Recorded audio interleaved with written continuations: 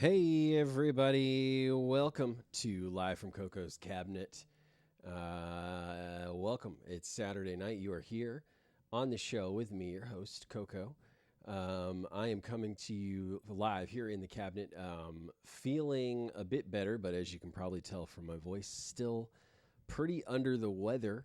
I've been real sick the last week since last I saw you. It's been kind of a rough 7 days. In fact, our entire show this evening is going to be kind of dedicated to navigating the sort of fever dream delirium state that I was in for those 7 days. So recently, just a few days ago here, live on Blast Radio, I went on. I went online. I went live. I went live for about 11 hours on the radio, and it was sort of just this delirium fever dream. It was called the not COVID lockdown party, because I had 4 negative tests over 3 days, or it was 3 negative tests over 4 days. That was kind of a running bit on the show where I couldn't remember because it was such a rough week. But anyway, the point being, I ended up not having COVID. Neither did my wife. So it was kind of one of those frustrating situations where you're kind of like, not that you want COVID, but you want something so you could say, okay, well, that's what I've got. So I know how to, you kind of put a face to the evil, the bad guy that you have to fight. Excuse me. In this case, illness, but we had just some kind of mystery, terrible cold illness thing that was very like COVID. So anyway, had the not COVID lockdown party, played music all day, played some weird sound effects that I had downloaded, played some movies on tape. It was kind of a weird time. So I ended up, that was what I guess you could consider the director's cut of the Coco's Not COVID lockdown party. I then went back in and edited that 11 hours down, which it sounds daunting, but it wasn't really that daunting because there were huge blocks of just playing music or movies. So don't think I whittled down this giant piece of marble into some masterpiece. I whittled it down into about an hour of the choicest bits of my fever dream delirium party, and excuse me again. Sorry, there's that illness popping up again. And I whittled it down into kind of just the parts without copywritten music and stuff. But other just kind of the weird parts where I was, maybe it's maybe humorous to go back and listen to it, or even really just as a time capsule of a really rough week. So that's sort of the honestly, I would consider that more the director's cut if we're using that metaphor. Because that's the one where I kind of, I guess the other one was sort of the raw footage, the work print version, or the dailies, if we want to just keep this metaphor really going. So, to segue there, because we were talking movies just then, with my metaphors,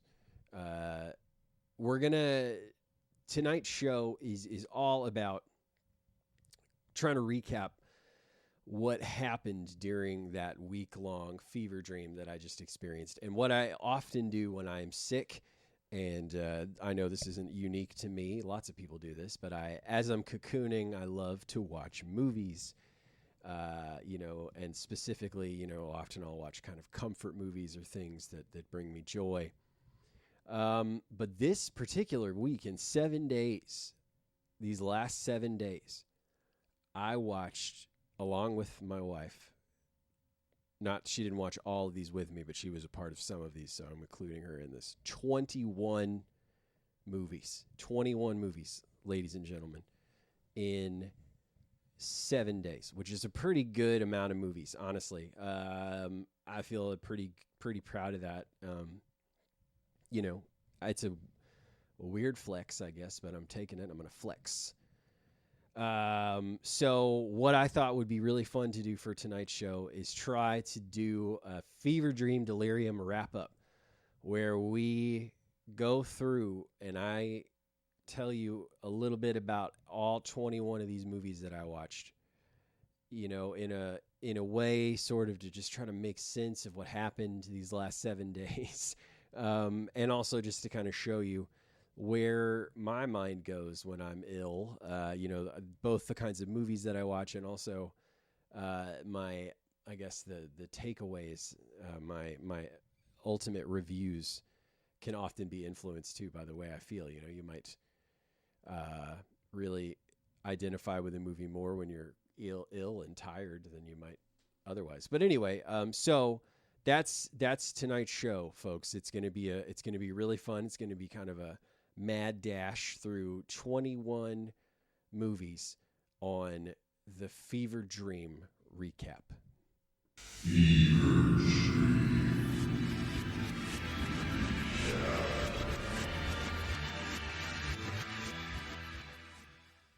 Fever Dream. That's right, folks. The Fever Dream recap. I liked it so much I played it twice. So that's what we're going to do here, folks. We're going to go back through this last week where I was very sick and, you know, half delusional, watching movies, all kinds of movies, 21 total movies. And we're going to go through and we're going to talk about all 21 of them. And we are going to start with the movie that I watched Saturday morning, the morning of the show last week, which is when I began to feel not great. So this first movie is called Mackenzie's Island. All right. This is 1998 Mackenzie's Island, starring Hulk Hogan and Grace Jones. That's right, Hulk Hogan and Grace Jones. Now, you might be thinking to yourself, I have heard of every Hulk Hogan movie that there is, Coco, and you're telling me there's this Mackenzie's Island? That's right, folks. 1998's Mackenzie's Island, starring Hulk Hogan and Grace Jones. It is, even for a movie like this, when you know what you're getting, when you're going in knowing what to expect, this is particularly awful. It is just an absolutely, it's barely a movie. So this was clearly shot in Florida, you know, right around where Hulk Hogan lives. I imagine that Hulk Hogan probably owns the island where they shot this movie, because it's clearly shot on some little tiny island. You know, you just buy an island. He's wealthy enough. And he was probably like sitting out there on the beach one day, you know, like really drunk and just like, oh, hey, brother. Whoa, what if there was a treasure map and there's Mackenzie's Island? And then somebody out there was like, you have so much money. I'm an enabler and I'm going to say, yes, let's do it. And so you end up with this movie, Mackenzie's Island, which barely has a plot that involves Hulk Hogan. He's a retired military dude, as he is in all of these movies from the 90s.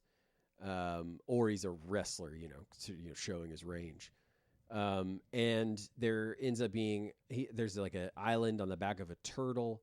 Honestly, I don't even want to explain the plot to you because it's going to make it sound more fun and interesting than it actually is. But my review from my Letterboxd page is thus: Grace Jones having a manic episode, because Grace Jones is absolutely, just doesn't seem like she is acting in the same movie as anybody else.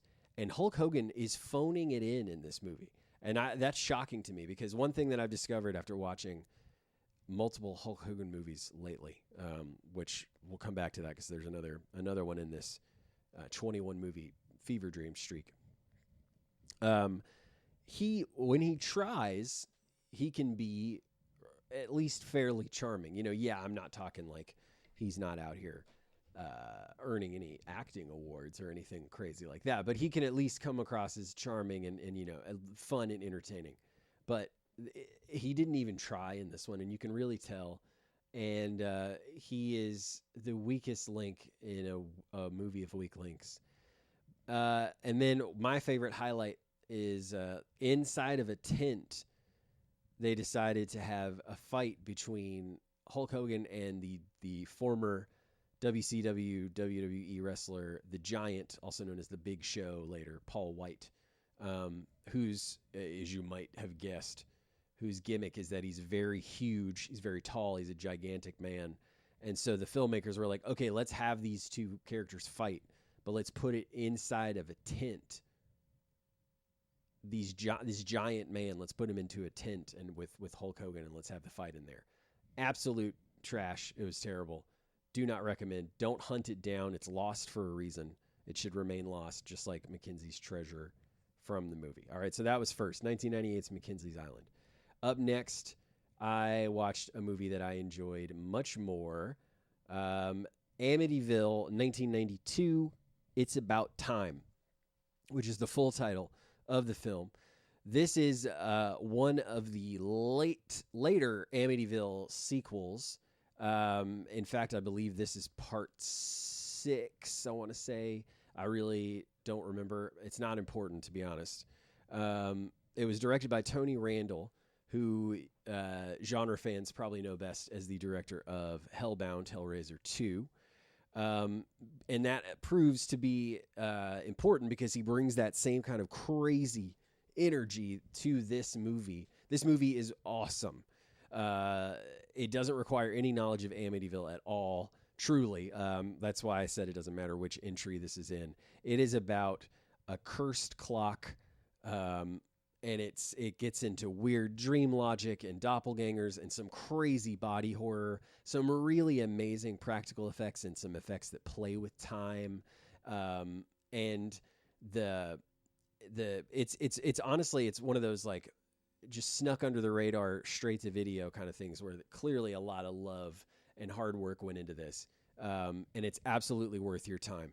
I was blown over by it. I purchased this from Danger Zone Video, my often referred to buddies that own a physical media store out in Mount Juliet, Tennessee. I bought this. If you have been listening to the show, you might remember I purchased this Blu-ray. It's the Vinegar Syndrome remastered Blu-ray at the little pop-up that they did, and I tagged along to the VHS night at No Quarter in Nashville. So I watched it on that Vinegar Syndrome, which is 4K remastered. It's on a standard Blu-ray, not a 4K Blu-ray, but it's a 4K remaster. It's gorgeous, beautiful picture quality. A movie that is way better than it's got any right to be. Amazing. Check it out. Amityville, 1992. It's About Time.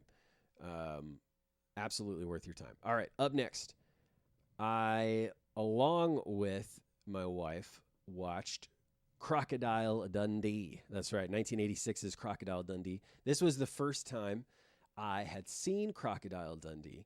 And this actually came about, Hillary and I, my wife, were just browsing through, the endless digital world of movies, just trying to find something. And I scrolled across Crocodile Dundee, and I think I kind of absentmindedly said, oh, I've never seen that. And she said, okay, well, let's watch it. And you know what? We were like, sure, why not? And we start the movie, and Hillary is telling me, she's like, you know what? Actually, I think I know Crocodile Dundee too. I know the movie where he goes to America, because we thought the way the movie begins, we thought that this was a fish out of water story. Yes, but it was the lady traveling to Australia and being, out of sorts there. And that's how the movie starts. So we thought that was the whole movie, but then it turns out the second half of this movie, he goes back to America. So she thought she was remembering the sequel, but she was maybe remembering this one. But then she also thinks, yes, she knows the sequel as well.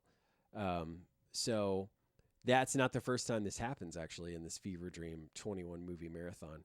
So 1986's Crocodile Dundee, I did not really like it that much, to be fully honest. I think Paul Hogan was charming. It was fine. I can see why, people were charmed by it.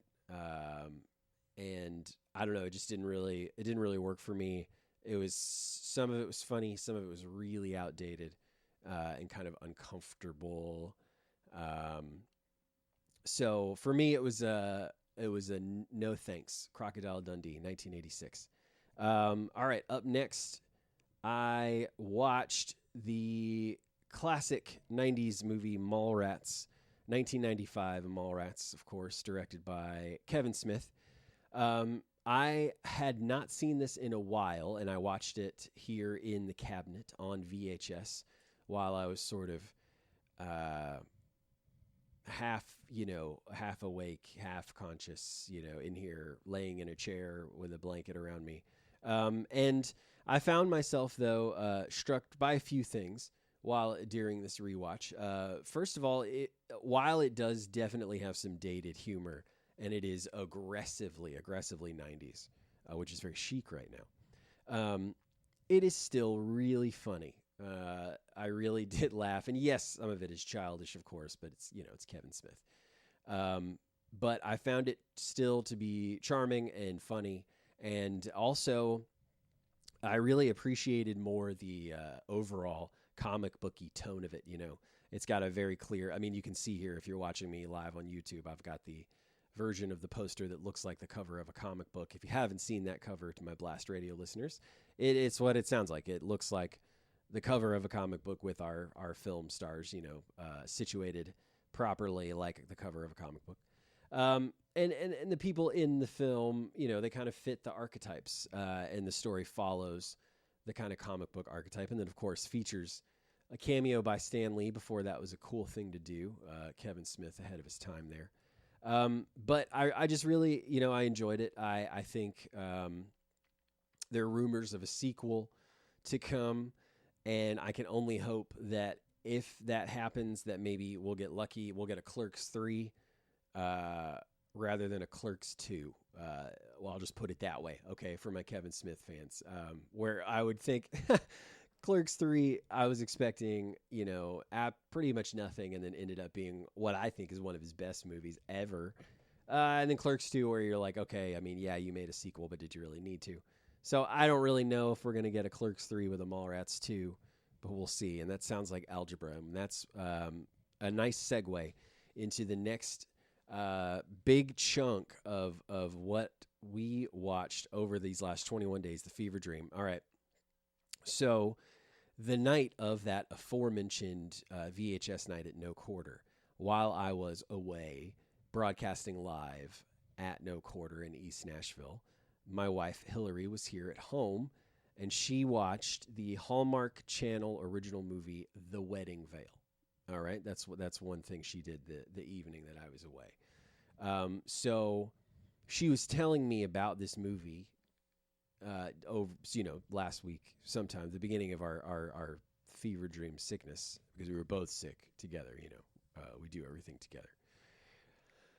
So she's telling me about the movie, and she's giving me a pretty detailed background of the story. She's telling me it stars Lacey Chabert, all right? And she is close friends with two other girls, played by Autumn Reeser, who always has on a cool, trendy hat, and Allison Sweeney, who Hillary tells me is probably best known for her time on Days of Our Lives. So she's been an actress for a really long time. So anyway, these three ladies they had met in graduate school, and they go on a yearly antiquing trip, right? This is like their thing that they do, and they've remained friends for many years since this tradition started, okay? So during one of these trips, they go antiquing, they go into a store. There is a wedding veil, okay, made out of fine Italian lace, okay? And Avery, who is the Lacey Chabert character, is told the story of the wedding veil, the legend, by the shopkeeper. And the legend of the wedding veil is whoever is in possession of the wedding veil will find their true love. Okay? Now, Avery in the story is a hopeless romantic, and she convinces the other two that they need the wedding veil. They purchase it and agree to split ownership of the wedding veil 3 ways. All right? So Lacey Chabert gets the wedding veil first. She's in possession of it. She falls in love. It's true. She finds true love. She gets married. That's the end, right? That's the finale. The other 2 girls come to the wedding. They're apart, All right. So, and then Hillary tells me that the veil is given to Autumn Reeser, the perpetually hatted Autumn Reeser is the one who is given possession of the veil next. So I am told this story, and I find it compelling, and I say, let's jump in. Let's watch the other two movies. And Hillary tells me, well, it's not just the other two. There was the original trilogy. This was last year. But this year, there's a new trilogy that just came out. So now it is the Wedding Veil Hexalogy is what we're dealing with here, folks, at this point. That is a 6-film series, a Hexalogy. So if you can believe it, folks, over these last 7 days, included in the 21 films that I viewed, that did include the entire Wedding Veil Hexalogy. Now, except for the first film, because I'll tell you why, folks. The thrilling, engrossing, captivating version of the recap that I was given of The Wedding Veil, starring Lacey Chabert, that I was given by my wife, nothing could compare with that experience. I didn't want to watch the first one and sully that memory. So I did start with the second film of the original trilogy, which was The Wedding Veil Unveiled. That stars Autumn Reeser. Of course, all of these movies, though, yes, what you're seeing here, you have the 3 girls. Each one gets their own movie. Okay, so that's how it works. But each one features all 3 of the girls. But each one, has the one girl is like, it's her movie, so she's like the starring role. It's her part of the story. You got me? So The Wedding Veil Unveiled is Autumn Reeser's turn, okay? And this is the first movie that I watched, all right? Now, the real star of the show here. Now, Autumn Reeser in this movie ends up in Italy, all right? She's a teacher. She ends up teaching out there. And the star of this movie is the real Italian actor, Italian heartthrob, Paolo Bernardini, all right? Now, this gentleman, he is essentially a Hallmark hunk in Italy, all right? He is, and he is crossing over into our American hearts in these Wedding Veil movies. His name is Paolo Bernardini. Now, in my sick delirium, when I'm sick, we're all a little delusional, and we're in our fever. So his name ended up becoming kind of a running joke over the last week. And his name, as these things often do, ended up morphing and changing and becoming sort of an exclamation, because this character that he plays in these movies, whose name is also Paolo, is just the kind of the ultimate, the goal, is the man you want to be, the partner you want to be, whoever you are, you try to live up to Paolo Bernardini. So I'm going to just deliver it in exclamation, because my review for this film is, it was great. I am, I've been on the show, and I feel like I kind of defend campy things. I defend what I often lovingly call trash. And there's all kinds of campy trash, and I think Hallmark movies scratch the same itch and appeal to the same part of your brain that wants you to watch, some cheap movie from the 60s where, you can see the wires and stuff. I don't know. It's the same area. So I really do enjoy these movies. So that's all I'm going to say. I'm not going to go into a huge defense of Hallmark movies, because I don't feel like I need to, because I dig them just as much as anything else, because I think they're fun to watch. So anyway, Wedding Veil Unveiled, the real star of the show is Paolo Bernardini. All right. Italian heartthrob. She's got her hats on. She's in Italy. She has the wedding veil. She meets Paolo Bernardini. They fall in love, and the movie ends just as you would expect. They get married, and everybody comes. Avery comes. The other lady, Allison Sweeney, comes, and everybody, is happy. Okay, but then ownership of the veil changes hands and goes to Allison Sweeney in her first solo movie. This is, her first. This is her Captain America, the first Avenger The Wedding Veil Legacy is Alison Sweeney's star role here. This is her movie in the first trilogy. So in this movie, she meets an Italian chef, and she is a real New York gal, and she makes that point often throughout the film. I could never leave New York. I, love New York as much as I would love if I were married. Is just as important to who I am as blah blah blah. So she meets a kind of a gruff Italian chef. So it turns out this guy is related to the lady who was in this painting, who also featured the wedding veil, which is also the family that made the lace in the wedding veil is Paolo Bernardini's family, and there's all these connections, familial connections. There's like a mystery going on throughout these things, and it's really cool as well. So Alison Sweeney, who, her character is like, no, I don't ever want to be married or fall in love. Well, she's got the veil. She falls in love with the chef. They get married, and she believes in love. And the wedding veil has done it's worked its magic. That's the original trilogy. Okay. Now the new for 2023 trilogy. Everybody's married now, right? So what's cool about this is we're gonna get to see the part of the Hallmark movie that you don't normally get to see, right? We're gonna get to see married life. We get to see what happens after these happily ever after moments, right? So we get a whole trilogy of that. We get 3 different perspectives of what Hallmark married life looks like, okay? So the first one, The Wedding Veil Expectations, all right? And you can probably tell from that title what our big subject is going to be in this trilogy. If our last subject was getting married, the children, babies, are definitely the focus in the 2023 trilogy. So kicking things off is Avery's story. Lacey Chabert is back, and she has a baby. She's got a baby. She's had a baby with her new husband, and they've bought a house. Okay, and they are in this house, and it's so beautiful. It's like the most beautiful house you've ever seen, but it is busted. It's like Money Pit busted. All right, the Tom Hanks classic movie. Everything keeps going wrong. There's cracks in the foundation. They've got this fun, charming, helpful contractor that kind of lives there pretty much as they're doing these repairs. So, but the cool thing about this, there's a couple cool things about Wedding Veil Expectations. I think it actually shows kind of an attempt at the realistic struggles that might come with, having a baby and being split between your career and all these things.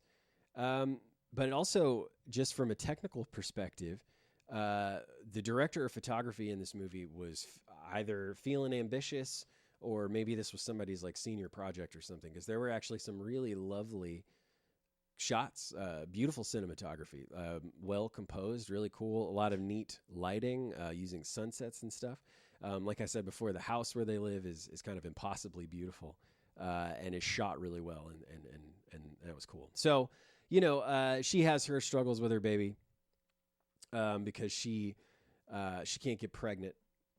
She's struggling to get pregnant, but then they do, and I don't know. It's cheesy, it's schmaltzy, but it's fun again, and it kind of works. So once again, you've got Autumn Reeser and Alison Sweeney kind of come in whenever they're needed, because they just kind of fly in whenever all these people are impossibly rich as well, which is also fun to watch, because they just fly in from their various wherever they live to help whenever people get stressed out. Like they would call and like, oh, you sounded funny on the phone. I'm going to come from Rome to check on you in New York.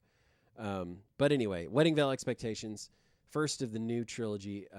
Lacey Chabert, enjoyed it. It was pretty good. Up next, we're back with our favorite people, Autumn Reeser and Paolo Bernardini. And he is back, and he is charming as ever. Love knows no distance, as the poster tells us. And this one was a lot of fun as well. I think it showed kind of so Autumn Reeser is a teacher, and she was having kind of a really, really bad week. And I'll tell you what, leading up to getting sick, I had one of the worst weeks as a teacher that I've ever had, and I'll be transparent and say that here. It was a bad week, and then I got really sick right after that, and I think it was just sort of the straw that broke the camel's back situation. But there's a unique kind of exhaustion and feeling of being overwhelmed that comes with being a teacher, and as as hallmarky as it was, I think that they kind of captured that Autumn Reeser was feeling that. She was also feeling this pressure to take this position more out of obligation than it being what she really wanted to do. And I don't know, it was kind of a realistic struggle. And then our good buddy Paolo was kind of in a situation where he was feeling like he needed to go back home. And of course, everything works out perfectly in the end because it's Hallmark. But Paolo Bernardini is amazing. Once again, Autumn Reeser had all kinds of hats in this one. All the hats were amazing. And then the movie ends. She's pregnant because babies and children are the theme of this new trilogy. All right, so that was Wedding Veil Inspiration. And then to close out the new trilogy, the Wedding Veil Hexalogy, is the Wedding Veil Journey. This is Alison Sweeney's last movie. So the two of them, they got married, right? The gruff Italian chef. But they didn't get to go on their honeymoon. And so this movie is their honeymoon. They finally get to go. They go to Greece. And while they're on their honeymoon, they meet an adorable Greek boy named Leo. And Leo just charms the pants off everybody. And he's part of a school, which ends up, of course, being a school for orphans. And Alison Sweeney, just like she never wanted to get married, she never wanted children, but by the end of this movie wants to help this child and adopt this child. The child, of course, is a gifted artist and is accepted into a program that comes right down the street from their New York home. They adopt the child. They take him home. They have a child now, a little Greek boy named Leo. This one was pretty good. I enjoyed the exotic setting. I think the main reason that I ended up disappointed with this one is at some point in the Fever Dream Delirium, I misread the synopsis for this one, and I thought that they were going to be like trapped on a desert island. I thought I was getting like a Gilligan's Island situation, but I ended up getting, like we found our adopted son situation. So it was just kind of a different experience than I was ready for. So that ended the Wedding Veil Hexalogy. 6 movies centered around a magical wedding veil. And it was a journey that I really enjoyed. I'll be completely honest. So I want to thank my wife for giving me such an exciting summary of the first movie that really inspired us to continue through the rest of the films. So, all right, up next, we're working our way through all 21 movies that I watched during my Fever Dream Delirium. We have 1989's Tango and Cash, which I had also never seen. Kurt Russell, Sylvester Stallone. This was a lot of fun. I kind of got sucked into it based on the fact that Kurt Russell was in it, and I almost always will watch whatever he's in. And guys, this is like peak Kurt Russell. The hair is just the ultimate. I mean, I often say that the hair, and I'm talking hair here, not necessarily like movie quality. The hair in Big Trouble in Little China is great as well, but I do feel like maybe the hair in this is even just a little bit better. It's a little longer, a little bit fuller, better, a little taller, So anyway, there's a lot of really dated humor in this. Yes. But once it gets going, Kurt Russell and Stallone have good chemistry. They're really fun with each other. It definitely follows the buddy cop mold, but it also is like at a time where that was still a mold that was, not maybe even called a mold yet. It was still movies where like this were still just coming out, and this was all being kind of figured out. So, lots of shirtless Kurt Russell as well, which I think honestly makes up for most of the shortcomings of the film. But truly really cool set design. a lot of really neat staging and a lot of cool stunt work. I really enjoyed it. It was a fun first time watch. And so we did, I watched Tango and Cash, and Hillary watched, I think she watched most of that as well. And we went from tango to another kind of dance, the forbidden dance, the lambada. All right. Now, I'd never heard of this movie, and this got brought up because we had seen a couple of different references to the lambada being the forbidden dance on some other programs that we were watching. If you'll excuse me for just a moment, I'm taking a sip of water.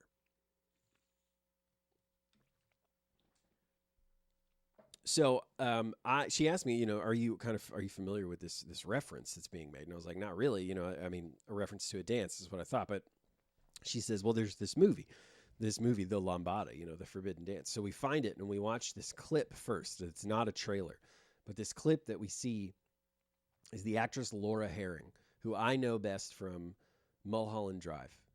She acts opposite Naomi Watts in Mulholland Drive. So if you've ever seen Mulholland Drive, you know who Laura Herring is. She's the brunette, all right? She's much younger, okay? This is 1990. But in this clip, which again, this is what we watched before we watched the trailer, she is dancing for Richard Lynch, the legendary screen villain who you know, I guarantee you. But we just saw today in Invasion USA, I saw a little bit of that movie today. He's in that. He's in Puppet Master 3. He's in Trancers 2. I'm not giving you really obvious examples of movies he's in, but classic villain, really memorable face. So in this clip that we watch, she's having to awkwardly dance for Richard Lynch. And I was just sold. I was like, this looks weird and campy and strange. Let's watch it. So we watched the movie, and it turns out it's a Canon film released by the Canon Group. And I am currently reading a book about that Canon film guide. That was just sort of a weird coincidence. If you're familiar with Canon, they did lots of action movies with Chuck Norris, the Masters of the Universe movie, lots of wonderful stuff in the 90s and the 80s. So anyway, Laura Herring plays a princess from the rainforest, okay?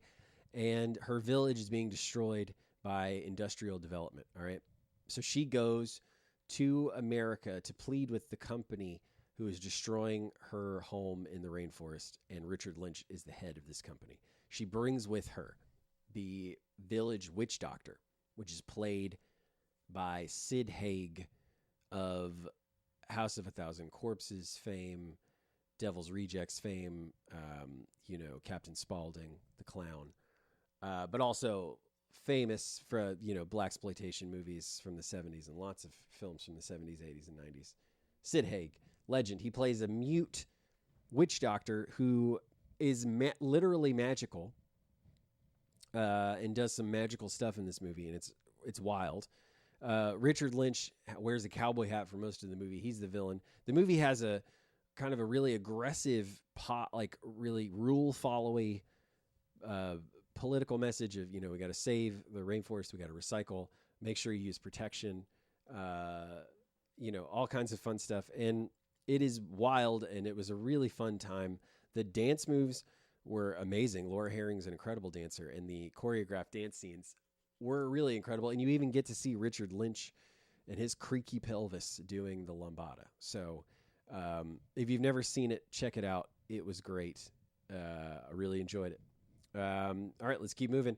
Up next, I watched the director's cut of the movie from 1997, Spawn, on VHS. This was from 1997. I had never seen the director's cut, as far as I know, so I thought, I'll check this out. I saw no difference, no noticeable difference, and the movie is still terrible. So nothing new to report there. Soundtrack's still great, but the movie is still terrible, just like you remembered. So not really worth revisiting. So let's move on. Up next, we watched Megan, finally, 2023's new Megan, and it was really fun. We both really enjoyed it. I think it was it's designed as a crowd pleaser, PG-13, to get it to as many audience members as possible, and I think it succeeds at that. There's a lot of stuff in there that horror hounds are going to enjoy, but also I think lots of casual horror fans are going to enjoy it just as much as the next person. It's very entertaining, very funny. Had some nice commentary on parenting, kind of the modern, what it's like to parent, in the modern world. And we liked it. We enjoyed it. Good movie. All right. Next, we watched, I watched this one. Hillary watched some parts of this one. Hell Comes to Frogtown. That's right, folks. That's a real movie that exists. Released in 1988, starring Roddy Piper and some amazing frog costumes. This movie is one that, that another one theme that I kind of kept going throughout my fever dream here of these 21 movies that I watched. Just some things were just like, I know what this movie is. I've heard of this movie, but I've never sat here and watched it. Let's watch it. So that was the case here with Hell Comes to Frogtown. I knew about this movie, had never watched it, and I watched it. And it's funny. It's definitely dated, but it was very entertaining. It really falls apart at the end for me. But fun production design, definitely a B movie, but it was a good time. Had fun with it, enjoyed it. Up next, though, I watched 1993's Mr. Nanny, once again starring Hulk Hogan. And so I've been kind of revisiting the films of Hulk Hogan over the last several weeks. And I've noticed, as I mentioned before, that when he puts in effort, he can be, in his way, charming. He can be charming and entertaining. And this Mr. Nanny is an example where it really works. I think this and Suburban Commando, honestly, are maybe the two best examples of when it really, really works and is actually really a fun movie, period, start to finish. And this one in particular, just because it is, in addition to being silly, it is just really bizarre. And that really kind of is personified in the comic book villain role that David Johansen, he of the New York Dolls, and I know him from Scrooged as well, notably, but also he's Buster Poindexter, which you may know him as well. Anyway, he plays a villain named Tommy Thanatos, who he has a lead skull, like a true comic book, like the top of his skull is just metal. And he uses it to headbutt people, but also loud noises mess with him. It's all very cartoonish and comic booky and over the top, but it's really, really fun. And I think, kind of like I said, this, and for me, Suburban Commando also works on that level as well, is when Hulk Hogan movies kind of work the best. So this was a really fun revisit. I did enjoy rewatching Mr. Nanny. Up next, which might be another surprising first-time watch for me, was Lethal Weapon from 1987. I'm a big fan of Shane Black, who wrote Lethal Weapon. I love Kiss Kiss Bang Bang, Nice Guys. I think Iron Man 3 is solid. And I knew that he wrote Lethal Weapon. This movie, I know that he wrote Last Boy Scout as well, which is another movie that I'm told, hey, check that one out. And so I thought, well, let's watch Lethal Weapon, because this was another one where Hillary was like, oh yeah, I know Lethal Weapon. We should totally watch that. So I watched this one with Hillary, and it was really, really great. It was very Shane Black. It's kind of, you can really see it's, Christmas adjacent. There are people jumping out of windows, off ledges. There's a connection to pornography, the porn business. It's Hollywood. All this stuff. There's shootouts on the freeway, all these things that are just he has in almost all of his movies. It's so interesting to kind of see, even, way back when, again, it's fun to always see the origins of stuff like this. So it's a classic for a reason. It's excellent. It's exciting. It's very sharp. It is, you can kind of see why it was kind of laid the mold for this kind of buddy cop movie. Um, and I really enjoyed it. It was a great first watch, and like I said, it's classic for a reason. So we're getting into the home stretch here, folks, of the 21 movies watched during my fever dream delirium. And up next was another really fun one. This was 1989's Cyborg, and this was one that we did end up watching together, Hillary and I. Directed by the only recently late Albert Pune, who did a lot of really great. I talked a little bit about this on my fever dream delirium, or excuse me, the not COVID lockdown party when I was deep in the throes of the fever, about how Albert Pune was sort of an unsung hero of what is referred to as the B movie or even C movie. He made a lot of really terrific movies and always had a really sharp eye and was a great director and did some great work for Full Moon and for Canon and New World Pictures, and truly was a loss to the community of folks who knew his work. So this, I think, is another example of why he was kind of an unsung hero. This movie has some really incredible production design.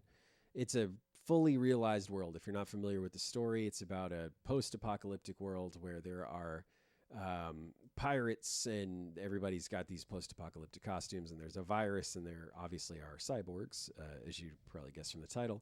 But this world that they've created, they found some amazing locations, and the way that it's shot, it's all just, you don't feel like you're in a cheap movie. You get lost in the world.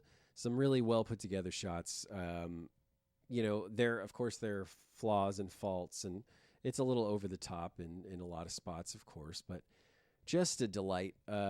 Really loved it, and just kind of a reminder that Albert Pune's loss was a bad one, and it really hurt. Hey, you know what? I just saw for the first time. I've got a comment on my YouTube chat, and I'm going to reply. Thank you, Kenneth. Getting there. He said, "Hope you're feeling better," and I've turned the corner, and I'm getting there. So still a little congested, but turned the corner. Thank you. How exciting! It's fun to have a live audience. All right, so up next, we kind of kept the train going. With Lethal Weapon 2. This one was very decidedly not written by Shane Black. It was a story by credit for Shane Black. And for me, you could really tell that, and I mean that in a negative way.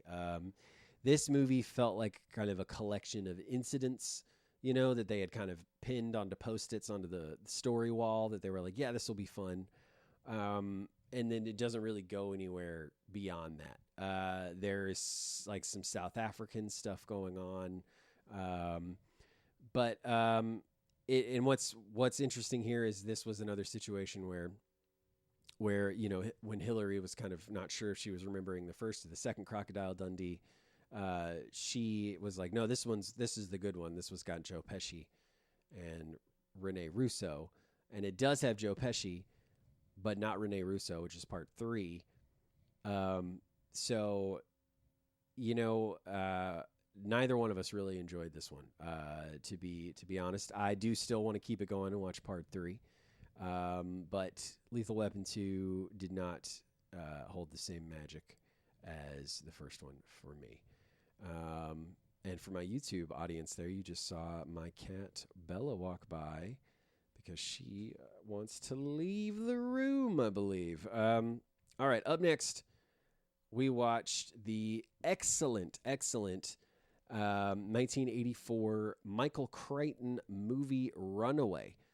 This is written and directed by Michael Crichton, and starring Tom Selleck and Vicky Rhodes and Cynthia Rhodes, excuse me, not Vicky Rhodes, and Kirstie Alley in a notable part as well. And this is set in a future where robots have taken over nearly every job that you could take over, and they malfunction often enough that there is a section of the police called the runaway section where they deal with these broken robots that are malfunctioning, and it's their job to go fix them. So that's what Tom Selleck, that's his job. He has a son. He saves these, he gets in these situations where he has to save people from malfunctioning robots, but then he gets involved in this big plot, as you do. But then Gene Simmons from Kiss is the villain, and he's crazy. And there are these robots that look like spiders that are these assassin droids that explode and spray you with venom. It's awesome. It's a great movie. I think I explained the plot really badly. It also uses the fear of heights really well. Tom Selleck's character is afraid of heights, and he has to climb to the top of this construction thing, and it's terrifying. It's great. Really, really cool. Great movie. Runaway, directed and written by Michael Crichton. We are getting close to the end. Only 2 movies left.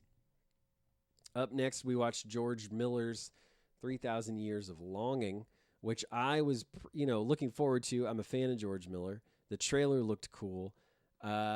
Visually, it was beautiful. It was beautiful to watch. But kind of the heart of the narrative is this love story, which I won't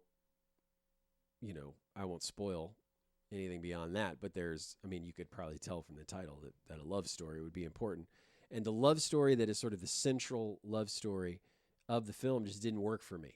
It didn't hit, as it were. And because that is sort of the most sort of critical, quintessential element of the film in terms of its emotional weight, its narrative weight, the film itself just didn't really work for me because of that. So definitely enjoyed looking at it, but it didn't feel too much from watching it. 3,000 Years of Longing. All right, and then finally, last night, it's the last one, 21 movies in 1 week. We watched the latest Amazon Prime original, Shotgun Wedding, starring Jennifer Lopez and Josh Duhamel, also featuring Jennifer Coolidge, the always delightful Jennifer Coolidge. So honestly, as is the case with most Prime originals, at least as we have found, not that great. It was occasionally entertaining. There were, a few laughs to be had. It took a good while to even get to the point where I was like, well, let's keep watching it or not. There was a point where it lost me at the beginning because it wasn't very interesting. It picks up speed in the middle. It's just not that great, and it's just sort of been, like I said before, just the Amazon just doesn't really do it for me. I have not had good luck with Amazon's original programming. So that was definitely the case here with Shotgun Wedding. So that was the last of the 21 movies that I watched, along with some of them, along with my wife. And we made it, guys. That was the Fever Dream wrap-up.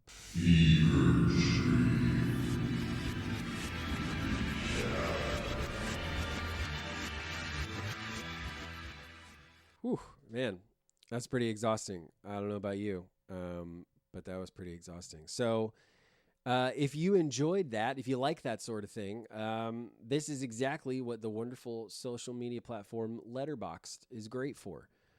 You can track what your friends are watching and what they rate them, and if they write a little review for them. So if you liked this, if you liked hearing what I watched and what I thought about what I watched, follow me on Letterboxd at Coco's Cabinet. I will put the link for that in the show notes for this on the various places where it is streaming here live on Blast Radio, YouTube, and later to be broadcast on your phone via your favorite podcast provider. So that took quite a bit of time. So I'm going to say that our show has reached the end. And I'm also feeling still under the weather, and this took, a pretty good amount of energy. So that was the Fever Dream recap. Those were the 21 movies that I watched while I was sick, and I'm still recovering. Again, if you enjoyed that recap at Coco's Cabinet on Letterboxd, you can follow along with me when I watch films and see what I rate them. Also, follow me on Instagram at Coco's Cabinet of Curiosities, on Twitter at Coco's Cabinet, and on YouTube at Coco's Cabinet. I hope all of you have a wonderful Saturday evening. Thank you for joining me for a big chunk of it. Thanks again to Kenneth for checking in on me there on YouTube. And I hope everybody has a wonderful evening. And we'll see you again next week on Live from Coco's